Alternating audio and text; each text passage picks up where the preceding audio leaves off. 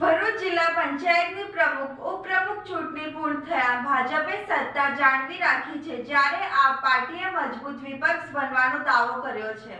ભરૂચ જિલ્લા પંચાયતમાં પ્રથમવાર 5 બેઠક મેળવી પ્રવેશનાર આપ તરફથી ધારાસભ્ય ચૈતર વસાવા અને પક્ષના શીર્ષ નેતૃત્વના માર્ગદર્શન હેઠળ પ્રમુખ પદ માટે નર્મદાબેન અને ઉપપ્રમુખ પદ માટે અનિલભાઈનું ફોર્મ ભરવામાં આવ્યો હતો।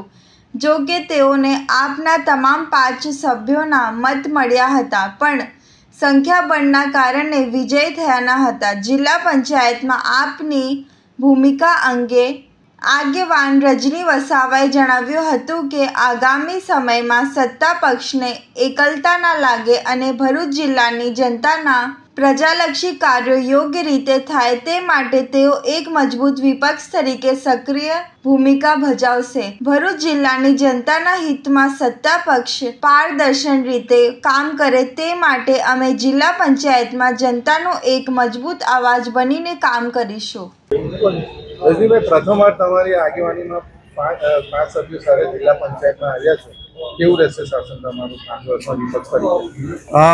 આજરોજ ભરૂચ જિલ્લા પંચાયતની પ્રમુખશ્રી અને ઉપપ્રમુખશ્રીની જે ચૂંટણી કરવામાં આવી હતી તેમાં અમારા લોકલીડર ધારાસભ્ય ચૈતરભાઈ વસાવા સાહેબના માર્ગદર્શનથી અને અમારું શીર્ષ નેતૃત્વના માર્ગદર્શનથી અમે આજરોજ નર્મદાબેનનું પ્રમુખ પદમાં ફોર્મ ભરાવ્યું હતું અને ઉપપ્રમુખ તરીકે અમારા અનિલભાઈનું ફોર્મ ભરાવ્યું હતું।